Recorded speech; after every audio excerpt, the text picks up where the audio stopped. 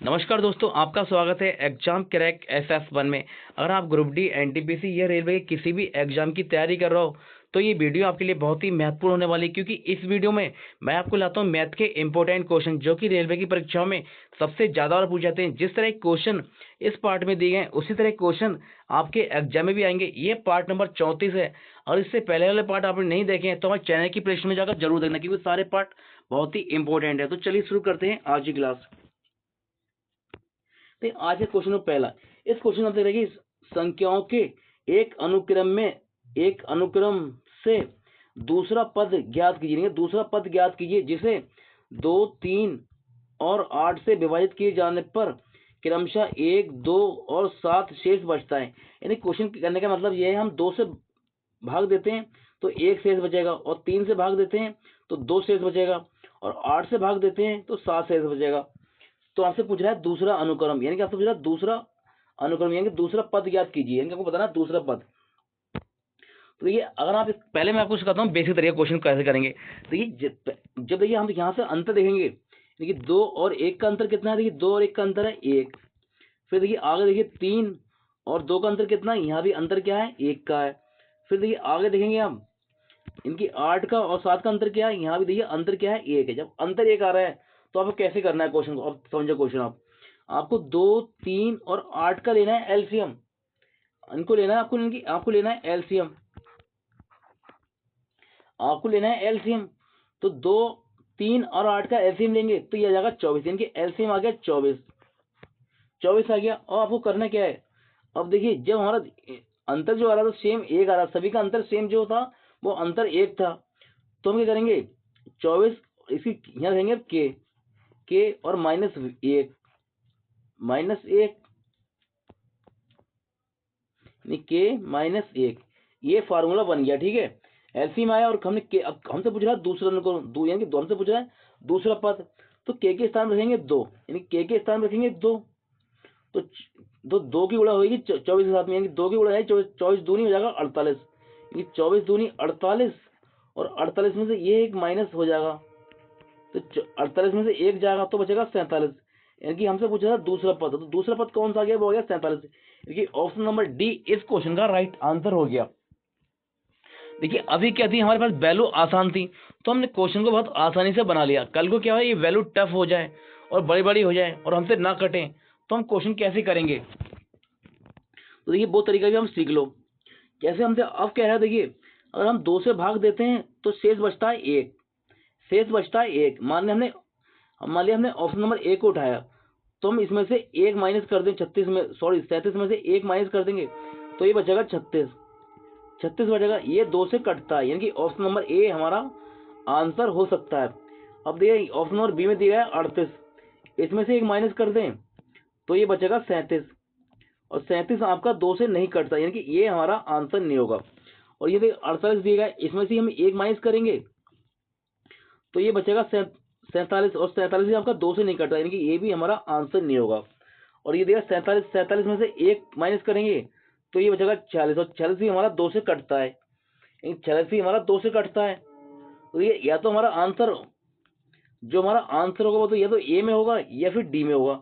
अब क्या करना है, अब यही तरीका आगे चेक करना है आपको, यानी कि हमारे 2 ऑप्शन तो कट गए, इनकी बी वाला कट गया और सी वाला कट गया। अब देखिए हम चेक करना है आगे, अब चेक करें हम 3 से, अगर हम 3 से भाग देते हैं तो शेष बचता है 2, जब हम 3 से भाग देते हैं तो शेष बचता है 2, तो हमने ऑप्शन नंबर 1 में से 2 माइनस किया, ऑप्शन नंबर यानी कि 37 में से हमने 2 माइनस करेंगे तो ये बचेगा 35, और 35 देखिए 35 बच रहा है, और 35 के 3 से कटता है, नहीं कटता, यानी कि ऑप्शन नंबर ए हमारा आंसर नहीं होगा। और देखिए यहाँ 47 है, और 47 में से हम 2 माइनस करेंगे तो बचेगा ये 45, और 45 3 से कटता है, तो इस तरह से राइट आंसर हो गया हमारा ऑप्शन नंबर डी। देखिए आपको टफ वैल्यू हो तो आपको एग्जाम में इस तरह से क्वेश्चन बनाना है, ये क्वेश्चन बनाने का सबसे आसान तरीका है। क्वेश्चन नंबर 2, इस क्वेश्चन में क्या कि 48,000 की राशि को 2 भाइयों अनिल और आदिल में 11:13 के अनुपात में बांटा जाता है। आदिल का हिस्सा ज्ञात कीजिए। हमसे पूछ रहा है आदिल का हिस्सा।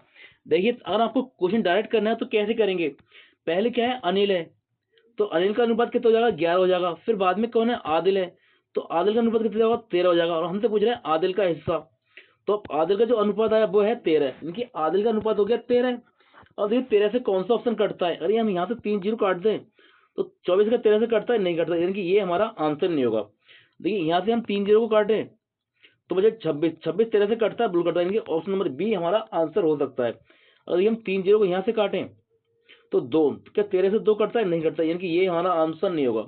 और 3 जीरो यहाँ से भी काटें तो ये 22 है, क्या 22 13 से कटता है, नहीं कटता, यानी कि ये भी हमारा आंसर नहीं होगा। तो इस तरह से राइट आंसर हो गया हमारा ऑप्शन नंबर बी। देखिए इस तरह से हम सेकंडों में आंसर निकाल लेंगे, लेकिन हमें बेसिक तरीका भी आना चाहिए। मान लिया कल को 2 ऑप्शन इस तरह से कटने वाले मिल गए तो क्वेश्चन को कैसे करेंगे। देखिए हमें जो राशि दी गई है वो दी गई है 48,000 और उनका दोनों भाई का अनुपात दिया है वो दिया है 11:13। तो हमें जोड़ लेंगे इन्हें, 11 + 13 करेंगे तो ये होगा 24। क्वेश्चन कह रहा है कि जो उनका योग है 24 नहीं है, कितना है, वो है 48,000 का। खाली हमने 48 लिख दिया, 3 जीरो को भी छोड़ दिया, वो हम बाद में लगाएंगे। तो इसका 24 का कितना गुना होगा, तो 24 दूनी होता है 48, यानी कि इसका होगा 2 गुना। तो जो आदिल का हम तो पूछ रहा आदिल का, तो आदिल का जो अनुपात है वो कितना है, 13 है। तो हम 2 मतलब 13 गुणा करेंगे 2 से, यानी कि 13 × 2 करेंगे तो ये जाएगा 26, यानी कि जो भी हमारा आंसर होगा 26 से स्टार्ट होगा। और 3 जीरो छोड़ दिए हमने, 3 जीरो यहाँ छोड़ दिए तो 3 जीरो इसमें और लगा दो, यानी कि जो आंसर होगा हमारा वो होगा 26,000 और ये दिया है ऑप्शन नंबर बी में। तो राइट आंसर हो जाएगा हमारा ऑप्शन नंबर बी। मैंने आपको दोनों तरीके सिखा दिए, जो तरीका आपको अच्छा लगे आप उस तरह से क्वेश्चन बना लेना। क्वेश्चन नंबर 3, इस क्वेश्चन में आपसे एक नल एक टैंक को 25 मिनट में भर सकता है और एक अन्य नल उसी टैंक को 50 मिनट में खाली कर सकता है। यदि वे दोनों नल एक साथ खोल दिए जाते हैं तो टैंक को भरने में कितना समय लगेगा। देखिए एक नल क्या है वो 25 मिनट भरता है और दूसरी नल है वो 50 मिनट में खाली करता है। तो क्वेश्चन कह रहा है कि दोनों को एक साथ खोला जाए तो टैंक को भरने में कितना समय लगेगा। तो देखिए इस टाइप का कोई भी क्वेश्चन आपको डायरेक्ट करना है, एक लाइन में करना है, कैसे करेंगे। तो देखिए पहले क्या है, 25 क्या है, भरने वाला है, 25 इंटू फिर क्या है 50 मिनट में खाली करता है तो उसमें 50 से गुणा कर दूंगे, ये हो गया हमारा टोटल वर्क, ये हो जाएगा हमारा टोटल वर्क हो जाएगा। अब हमको करने क्या है, एक भरने वाला है और एक खाली करने वाला, तो इन दोनों का ले लेंगे अंतर, 50 और 25 का जब अंतर लेंगे तो अंतर आ जाएगा 25, अंतर आ जाएगा 25। अब हम इसे काट लो, देखिए जब हम इसे काटेंगे 25 से आपका 25 कट जाएगा और फिर ये हमारा बचेगा 50, यानी कि इस क्वेश्चन का राइट आंसर हो जाएगा 50 मिनट। देखिए 50 मिनट इस क्वेश्चन का राइट आंसर हो, ये दिया है ऑप्शन नंबर बी में, यानी कि इस क्वेश्चन का राइट आंसर हो गया ऑप्शन नंबर बी। तो ये इस तरह से आप ये क्वेश्चन करेंगे, इस टाइप का कोई भी क्वेश्चन है आपको बस इसी तरह से करना है, आप मुश्किल से 3 से 4 सेकंड में ही बना लेंगे। क्वेश्चन नंबर 4, इस क्वेश्चन में कह रहे हैं यदि आपने 40% सालाना, सालाना मतलब होता है साल, यानी कि एक जो साल की दर है वो कितनी है, 40% है। अब देख रहे जो तिमाही चक्रवृद्धि होगा, यानी कि आपको ब्याज मिलेगा वो तिमाही मिलेगा, यानी कि एक साल में होते हैं 12 महीने और 12 को हम 3 से भाग देंगे तो 3 चौक होता है 12, यानी कि 12 को जब भाग देंगे 3 से, तो क्योंकि हमें ब्याज लेना है तिमाही, तो ये 3 चौक 12, ये आएगा 4, यानी कि हमें एक साल में चाहिए 4 बार बाल, यानी कि हमें एक साल में 4 बार ब्याज चाहिए। तो देखिए जो दर है वो साल की हमारी कितनी है, 40%, तो इसे भी हम 4 से भाग दे देंगे और 40 को जब हम 4 से भाग देंगे तो ये जाएगा 10%, ये आ गई 10%, यानी अब जो समय हो गया हमारा, यानी जो टाइम हो जाएगा वो हो जाएगा हमारा 4 साल और जो दर हो जाएगी हमारी वो हो जाएगी 10%, क्यों हम 40 को हम 10 से सॉरी 40 को हम 4 से भाग देंगे क्योंकि एक साल में 3 के 4 महीने होते हैं, तो हम 4 से भाग देंगे तो 4 धाम 40, यानी ये आएगा 10%, दर आ जाएगी हमारी 10%। देखिए टाइम आ गया 4 साल आ गया, दर आ गई 10%, ये दर आ गई हमारी 10% और प्रिंसिपल कितना है 100 रुपये। तो अब निकाल लो आप ब्याज 4 साल का, बहुत आसानी से निकाल लोगे। अगर आपको फार्मूला याद नहीं है तो कैसे करेंगे, ये आपको सभी को 11 का क्यूब याद होगा, आप सभी को 11 का क्यूब याद होगा, जो 11 का क्यूब होता है वो होता है 1331, यानी 11 का क्यूब होता है वो होता है 1331। अब देखिए इसी से हम फार्मूला बना लेंगे, तो फार्मूला कैसे बनेंगे, देखिए पहले क्या होगा 4 साल से, देखिए यहाँ से 3 और 1 को जोड़ेंगे 3 1 को जोड़ेंगे तो ये जाएगा 4, इनकी हमें निकालना 4 साल का, तो 4।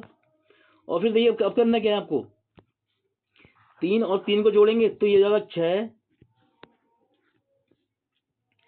और फिर देखिए क्या करेंगे, अब लास्ट में 3 और 1 को जोड़ेंगे, 3 और 1 4। और फिर आपका जो लास्ट में बचेगा 1, और 1 को आपको इस तरह से लिख देना है, यानी कि जो आपको फार्मूला बन के तैयार हो जाएगा वो जाएगा 4 6 1, यानी कि 4 6 1। ये आपका 4 साल का फार्मूला हो गया, यानी कि 4 6 4 और 1, ये हो गया आपका 4 साल का फार्मूला हो गया। और इसमें इंटू करना है आपको।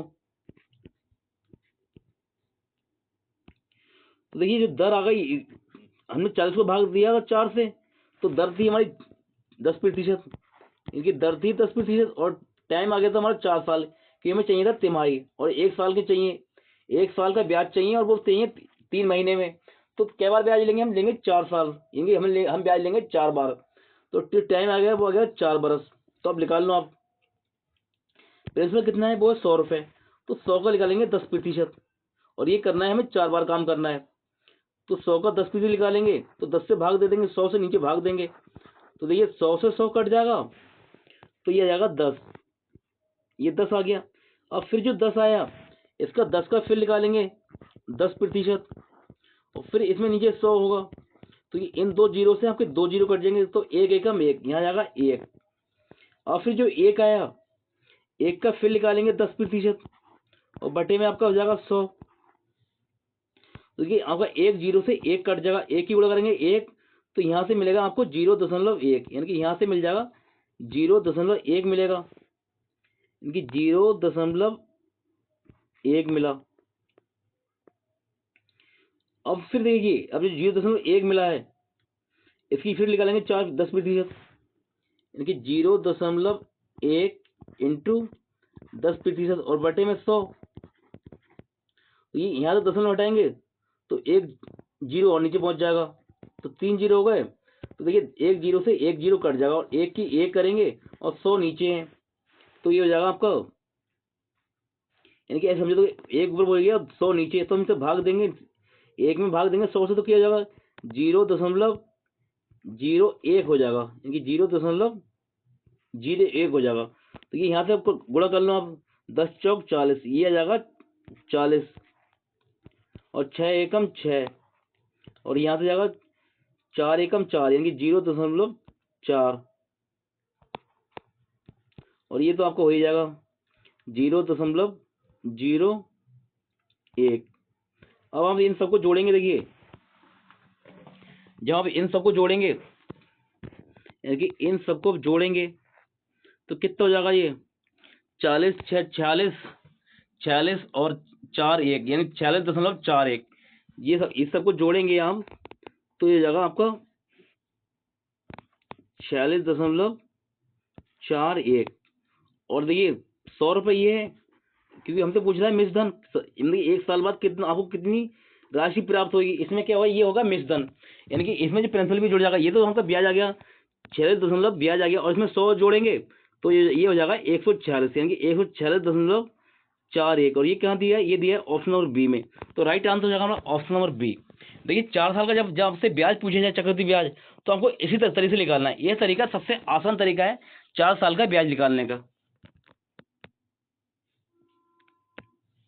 क्वेश्चन नंबर 5, देखिए इस क्वेश्चन आपसे कह रहा है कि एक माँ और पुत्री की आयु का अनुपात क्या है, 9:2 है। पुत्री के जन्म के समय माँ की आयु 28 वर्ष थी, तो पुत्री की आयु कितनी होगी। ये देखिए जब पुत्री का जन्म हुआ होगा तो पुत्री की तो आयु 0 होगी, और जो उसकी माँ की आयु होगी वो कोई होगी 28 होगी, यानी कि वो 28 वर्ष होगी। तो इनका अंतर लेंगे, और हम इनका अंतर लें तो अंतर भी क्या आएगा, 28 ही आएगा। अंतर क्या आएगा, 28 आएगा, अंतर इनका 28 आएगा। अब देखिए 10 साल बाद जाए, 20 साल बाद जाए, 50 साल बाद जाए, इनका अंतर माँ पुत्री का जो अंतर रहेगा वो हमेशा 28 वर्ष ही रहेगा। जो इनका अंतर जन्म के समय था वो अंतर हमेशा रहेगा, इनका अंतर कभी खत्म नहीं होगा। तो देखिए अंतर से अंतर निकालेंगे और 9:2 का अंतर करेंगे, क्योंकि इनका अनुपात है, माँ और पुत्री का अनुपात क्या है, 9:2 है, तो इनका अंतर लेंगे 9:2 का, इनकी 9:2 का अंतर लेंगे तो ये अंतर आएगा 7। क्वेश्चन कह रहा है अंतर 7 का नहीं है, कितने का है? अंतर 7 का नहीं है, कितने का है? ये है 28 का, 28 का है। तो इसका कितना गुना होगा? तो 7 चौक 28, यानी कि इसका होगा 4 गुना। तो हम तेरा पुत्री की आयु कितनी होगी? तो पुत्री आयु पूछना, पुत्री का अनुपात कितना है? वो है अनुपात 2 है। तो 4 को गुणा कर देंगे 2 से, यानी कि 4 इंटू 2 कर देंगे तो 4 दूनी 8, यानी कि पुत्री की आयु कितनी होगी? वो होगी 8 वर्ष, यानी कि ऑप्शन नंबर बी इस क्वेश्चन का राइट आंसर हो जाएगा। देखिए क्वेश्चन नंबर 6, इस क्वेश्चन हमसे कह रहा है कि एक्स और वाई का जो माध्य है वो कितना है? 400 है, तथा एक्स और वाई का अनुपात $3.7 है। तो वाई माइनस एक्स का मान ज्ञात कीजिए। देखिए ये जो चिन्ह दिया गया है आपके सामने, ये वाला चिन्ह, इससे क्या होगा? आपका दिमाग घूम जाएगा, इससे आपका दिमाग घूमेगा। लेकिन आप इस चिन्ह को हमेशा अनुपात ही मानना, क्योंकि हमसे जब अनुपात की बात कर रहा है तो हमें अनुपात ही मानना, क्योंकि हमसे कह रहा है एक्स और वाई का जो अनुपात है वो क्या है? 3:7 है। इसे आपको 2 जीरो मान लेना है, सॉरी 2 जीरो नहीं मानेंगे, इसे कॉमन मान लेना, ठीक है। ये क्या है? इनकी इस तरह से लिखा हुआ है 3:7, इस तरह से मानना, ठीक है। इसमें फंस मत जाना है इस चिन्ह को देख के। तो क्या है? 2 लोग हैं तो उनका माध्य कितना है? 400 है। तो 400 को 2 से गुणा कर देंगे तो उनका योग निकल आएगा, यानी 400 इंटू 2 कर दिया तो ये आ गया 800, यानी कि उन दोनों का योग आ गया 800। एक्स वाई का जो योग आ गया वो आ गया 800। तो देखिए इनका जो योग, इनकी जो दिया गया, आपसे कह रहा है कि एक्स और वाई का अनुपात ये दिया गया है, तो वाई माइनस एक्स पूछ रहा है। तो वाई माइनस वाई कौन सा है? देखिए वाई ये है और एक्स ये है, तो इनका बोलेंगे अंतर, क्यों अंतर पूछ रहा है। तो 3 और 4 का अंतर आया, 7 में से 3 जाएगा तो 4 का अंतर आया। अब देखिए इन दोनों को जोड़ेंगे, इन दोनों को जोड़ लेंगे, 3 और 7 को जोड़ेंगे तो ये आएगा 10। क्वेश्चन कह रहा है कि इनका योग 10 नहीं है, कितना है? ये योग है 800। तो इसका कितना गुना होगा? तो ये 0 से 0 कट जाएगा तो इसका ये होगा 80 गुना, यानी 80 गुना आया। और अंतर कितना आया? 4 आया। तो 4 को हम 80 से गुणा कर देंगे, ये 4 इंटू 80, तो ये जाएगा 8 चौक 32, यानी ये आएगा 320। तो हमसे कह रहा है कि वाई माइनस एक्स का मान क्या होगा? ये होगा 320, और ये कहाँ दिया है? ये दिया ऑप्शन नंबर सी में। तो इस क्वेश्चन का राइट आंसर हो गया option number B, sorry option number C 320। Question number 7, इस क्वेश्चन हमसे कह रहा है कि अनुपम और विनीत एक साथ खड़े होकर 2 किलोमीटर लंबे वृत्ताकार रेसिंग ट्रैक पर विपरीत दिशा में दौड़ना शुरू करते हैं। वे क्रमशः 9 किलोमीटर प्रति आवर और 11 किलोमीटर प्रति आवर की चाल से दौड़े, वे कितने समय बाद ट्रैक पर मिलेंगे? क्योंकि आपसे क्वेश्चन कह रहा है कितने समय बाद ट्रैक पर मिलेंगे। तो ये क्या है? ये क्या है? वृत्ताकार एक वो है, ठीक है, ये वृत्ताकार क्या है? ग्राउंड है। तो देखिए अनुपम क्या है? जो अनुपम है इस तरफ दौड़ा है, क्योंकि विपरीत दिशा में दौड़े हैं। और आपका देखिए जो विनीत है वो इस तरफ दौड़ा है, विपरीत दिशा में दौड़े हैं। जब विपरीत दिशा में जब जाते हैं, देखिए इस तरह से विपरीत दिशा में दौड़ते हैं तो क्या होता है? उनकी चालें प्लस हो जाती हैं, उनकी जो चालें होती हैं वो प्लस हो जाती हैं, यानी कि इस तरह से क्वेश्चन बनाना है। तो देखिए हमें निकालना है समय, और समय बराबर होता है, देखिए समय बराबर आपका होता है दूरी बटे चाल, दूरी बटे होता है चाल। तो ये तो दूरी कितनी है? वो है 2 किलोमीटर। जो यानी कि जो ये जो ट्रैक है, ये जो ट्रैक है, ये पूरे ट्रैक की जो दूरी है वो कितनी है? 2 किलोमीटर की है। तो 2 को ऊपर लिख देंगे और इन चालों को जोड़ देंगे। चालें क्यों होंगी? क्योंकि जाना है विपरीत दिशा में, कि विपरीत दिशा में जाना है तो उनकी चाल क्या है? पहले क्या है? 9 है और दूसरे क्या है? 11। 9 और 11 को जोड़ देंगे तो ये जाएगा 20, क्योंकि 20 से इसमें भाग देंगे। और देखिए ये क्या है? किलोमीटर में, ये क्या है? किलोमीटर में। तो हमें, लेकिन हमारा ऑप्शन देखिए ये क्या है? मिनट में सारे, तो हम इसमें 60 से गुणा कर देंगे, ये 60 से गुणा कर देंगे तो अब इसे काट लो, आपका आंसर निकल आएगा। ये 0 से 0 कट जाएगा और ये 2 से 2 कट जाएगा, यानी कि ये आया आपका 6, यानी कि ये आ गया 6 मिनट। इस क्वेश्चन का राइट आंसर हो गया ऑप्शन नंबर डी, इस क्वेश्चन का राइट आंसर होगा। क्वेश्चन नंबर 8, इस क्वेश्चन में एक त्रिभुज जिसकी भुजा की लंबाई 7 सेंटीमीटर, 24 सेंटीमीटर और 25 सेंटीमीटर है, वृत्त की अंतः त्रिज्या ज्ञात कीजिए। देखिए ये क्या होती है, 7, 24, 25। मैंने आपको त्रिपलेट लिखवाई है, अगर आप त्रिपलेट याद नहीं है तो मेरी पुरानी वाली वीडियो देखो, उसमें मैंने आप त्रिपलेट लिखवा रखी है, उन त्रिपलेटों को आप याद कर लो, क्योंकि ये इससे क्वेश्चन बहुत आसानी से हो जाएगा। तो देखिए हमसे पूछ रहा है अंतर्वृत्त की त्रिज्या पूछ रहा है। तो देखिए पहले आपको बिल्कुल बेसिक तरीके से क्वेश्चन समझाऊंगा, क्योंकि आपको समझ में आना चाहिए क्वेश्चन, तभी आपके एग्जाम में आएगा, तब आप आसानी से बना लोगे। ये इन भुजाओं से बनता है समकोण त्रिभुज। तो ये वाली जो भुजा है ये है 7 सेंटीमीटर है, और ये वाली भुजा की है नीचे वाली क्या है, ये 24 सेंटीमीटर है, और ये वाली भुजा की है क्या है, 25 सेंटीमीटर है। तो आपसे जो क्वेश्चन कह रहा है कि इसके अंदर एक वृत्त बनने आए,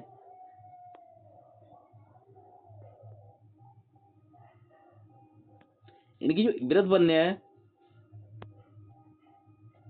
ये वृत्त का केंद्र हो गया, ये केंद्र हो गया, और ये आपसे कह रहा है ये क्या है, वृत्त की त्रिज्या। तो हमसे पूछ रहा है जी ये जो त्रिज्या वृत्त की, इनकी जो आर है ये क्या होगी, इनकी जो वृत्त की त्रिज्या है आर ये क्या होगी, ये आपसे पूछ रहा है। तो देखिए आप इस क्वेश्चन को बेसिक तरीके से करेंगे, आपको टाइम लगेगा। तो आपको करना क्या है, अंतर्वृत्त की त्रिज्या निकालने के लिए आपसे जब भी क्वेश्चन इस तरह से आए अंतर्वृत्त की त्रिज्या, आपको करना क्या है, जो दो छोटी भुजा है उन्हें जोड़ लेना है आपको। जो दो छोटी भुजा कौन सी है, पहली 7 है और फिर 24 है, इन दोनों को आपको जोड़ लेना है। दो छोटी भुजा को जोड़ेंगे, 7 और 24 को जोड़ेंगे तो कितना हो जाएगा, 7, 4, 11, 20, 31, यानी कि ये हो जाएगा 31। इन दोनों भुजाओं को हमने जोड़ा और इसमें से बड़ी भुजा माइनस कर दो, इनकी इसमें से 25 माइनस कर देंगे आप।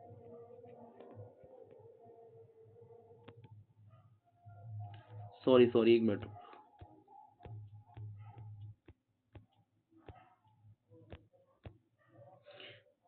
देखिए हम जब जोड़ेंगे इसे 7 को और 24 को, और 7 और 24 हो जाएगा 31, यानी कि ये आएगा 31 आया। और 31 में क्या करेंगे, छोटी भुजा माइनस करेंगे, छोटी भुजा कौन सी है, 25 है, सॉरी सबसे बड़ी भुजा कौन सी है, 25 है, तो इसे माइनस कर, दो छोटी भुजाओं को हमने योग कर लिया। जब देखिए अंतर्वृत्त की त्रिज्या के लिए आपको बता रहा हूँ, दो छोटी भुजाओं को हमने योग करा, और बड़ी भुजा कौन सी, 25, इसमें 25 माइनस कर देंगे। अब 25 माइनस कर देंगे तो कितना बचेगा इसमें से, यानी 11 से 5 जाएगा तो 6 बचेगा, ये बचा 6। हमको निकालना है अंतर्वृत्त की त्रिज्या, तो ये 6 को हम 2 से भाग दे देंगे, 6 को 2 से भाग देंगे तो ये आ जाएगा 3, यानी कि इस क्वेश्चन का राइट आंसर हो जाएगा 3 सेंटीमीटर, यानी कि अंतर्वृत्त की त्रिज्या क्या गई, ऑप्शन नंबर डी इस क्वेश्चन का राइट आंसर हो गया। देखिए इस टाइप का कोई भी क्वेश्चन आपसे पूछे कि अंतर्वृत्त की त्रिज्या पूछा है, तो आपको करना क्या है, दो छोटी भुजाओं को जोड़ना है, यानी कि आपको ये दो छोटी भुजा क्या है, इन्हें जोड़ना है, दो छोटी भुजाओं को जोड़ना है, इनका योग कितना है, इनको जोड़ा तो हमने, इनका योग आया 31, और फिर इनमें क्या सबसे बड़ी भुजा कौन सी है, 25, तो इसमें से हमने 25 माइनस कर दिया, 25 माइनस कर दिया तो ये आया 6, और 6 को हमने 2 से भाग दे दिया तो ये आया 3 सेंटीमीटर, यही क्या हुई, अंतर्वृत्त की त्रिज्या हो गई। तो ये क्वेश्चन करने का सबसे आसान तरीका है, इससे आसान तरीका आपको अंतर्वृत्त त्रिज्या निकालने का कहीं भी नहीं मिलेगा।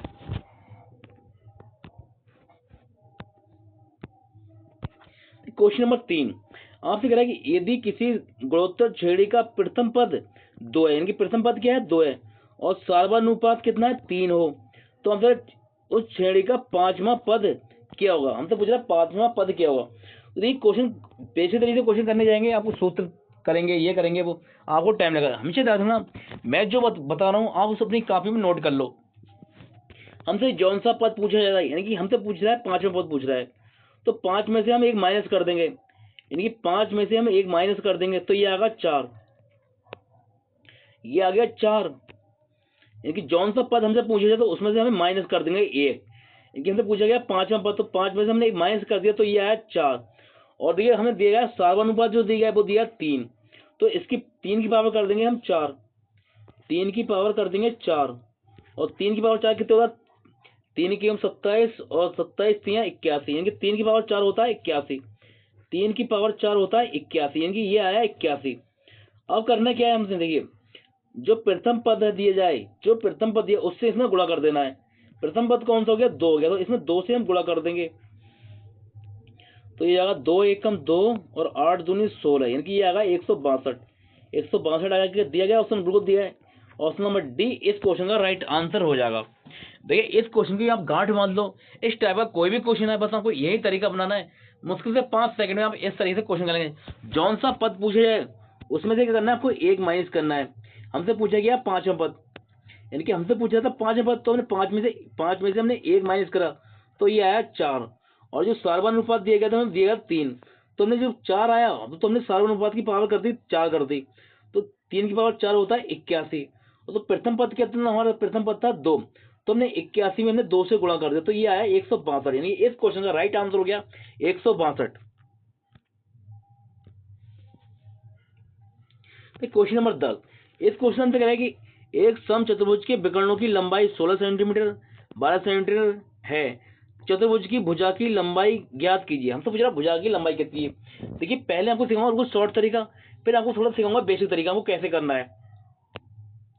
तो शॉर्ट तरीका सीख लो, क्वेश्चन को डायरेक्ट बनाना है कैसे ना। देखिए इन्हें क्या करना है, 2 2 से भाग, जो विकर्ण दिए हैं उन्हें 2 से भाग देना है, तो ये आ जाएगा, यानी 16 इंटू 2 कर 16 को 2 से भाग देना है, तो ये जाएगा यहाँ तक चलेगा 8। और फिर 12 को हम 2 से भाग देंगे, यानी कि 12 को हम 2 से भाग देंगे तो ये मिलेगा हमें 6, ये मिल गया 6। तो देखिए आपने एक त्रिपलेट पढ़ी होगी 3 4 और 5, ये त्रिपलेट होती है। और जो हमारी भुजा बन रही है, पहली भुजा कौन सी बन रही है, छोटी भुजा कौन सी, 6 बन रही है, यानी 6। और दूसरी कौन सी बन रही है, 8 बन रही है। और फिर देखिए तीसरी कौन सी बनेगी हमें पता नहीं है, तीसरी कौन सी बनेगी, एक्स बनेगी। तो देखिए जो 6 है वो 3 का कितना गुना होगा, 6, तो इसका ये होगा 2 गुना। देखिए 4 है, 4 का 8 कितना गुना है, इसका भी ये 2 गुना है। यानी कि जो समचतुर्भुज भुजा की लंबाई होगी वो कितनी होगी, 5 की 2 गुना होगी, 5 दूनी 10, 5 दूनी 10, यानी कि 10 सेंटीमीटर। यानी कि ऑप्शन नंबर ए इस क्वेश्चन का राइट आंसर होगा। अगर आपकी समझ में नहीं आया ये शॉर्ट तरीका, अब मैं आपको सिखाता हूँ बेसिक तरीका आपको कैसे करना है। देखिए ये होता है हमारा समचतुर्भुज। समचतुर्भुज की चारों भुजाएं होती हैं वो बराबर होती हैं। मान लो ये एक्स है तो ये भी एक्स होगी, तो ये एक्स है तो ये भी एक्स होगी, ये एक्स है तो ये भी एक्स होगी, चारों भुजाएं क्या होंगी, बराबर होंगी। देखिए जो पहला विकर्ण दिया है वो दिया है 16 सेंटीमीटर, इनकी पहला विकर्ण है वो है 16 सेंटीमीटर, ये है 16 सेंटीमीटर है। और देखिए दूसरा विकर्ण कितना है, दूसरा है 12 सेंटीमीटर, ये वाला विकर्ण है 12 सेंटीमीटर है। तो देखिए जब ये दूसरा वाला क्या है, ये 12 है, तो 6 इस तरफ होगा, इसका 6 इस तरफ होगी। और जब देखिए ये 16 है तो 8 इस तरफ होगा और 8 इस तरफ होगा। उसी अगर आप अब ध्यान से देखेंगे,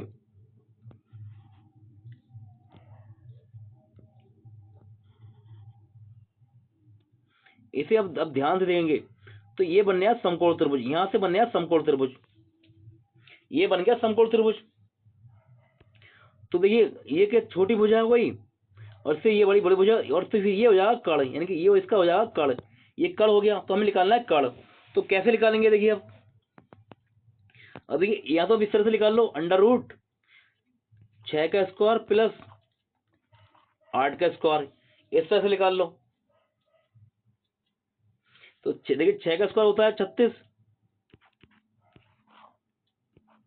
36 प्लस 8 का होता है 64, और ये बनेगा 100, 8 का 64 होता है, और ये हो जाएगा 100, इनकी रूट के अंदर 100, और यहाँ से बाहर निकल आएगा 10, यानी इस तरह से ये वाली के आ जाएगी 10, इनकी। तो आपसे कुछ ये वाली भुजा पूछ रहा था, तो देखिए 10 ये हो गई, 10 ये हो गई, तो 10 ये भी होगी, और फिर 10 ये आपकी ये वाली भुजा हो जाएगी, और 10 ये भी जाएगी, क्योंकि समचतुर्भुज होता है उसकी चार भुजाएं बराबर होती हैं। अब हमसे पूछा जाता, कल को हमसे पूछ ले कि परिमाप, हमसे पूछ ले परिमाप, तो हमें करना है इन चारों भुजा को जोड़ देना है, इन चारों को जोड़ देंगे तो परिमाप क्या आएगा, 10 10 20 30 40, इनकी परिमाप आ जाएगा 40 सेंटीमीटर।